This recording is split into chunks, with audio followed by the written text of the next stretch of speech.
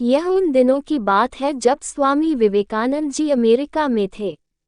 एक दिन वो सैर के लिए निकले और घूमते घूमते एक पुल के पास पहुंचे।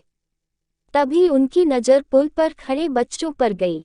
सभी बच्चे बंदूक से पुल के नीचे बहती बड़ी सी नदी में तैर रहे अंडों के छिलकों पर निशाना लगाने की लगातार कोशिश कर रहे थे।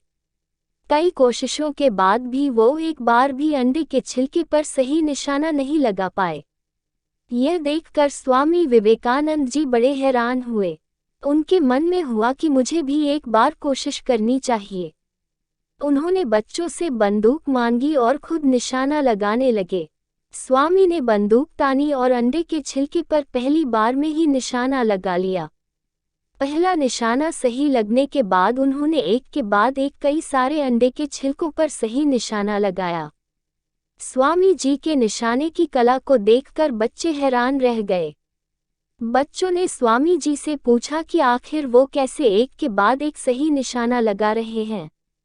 आगे बच्चों ने कहा कि वो बहुत देर से उन छिलकों पर निशाना लगाने की कोशिश कर रहे हैं, लेकिन ऐसा हो नहीं रहा है।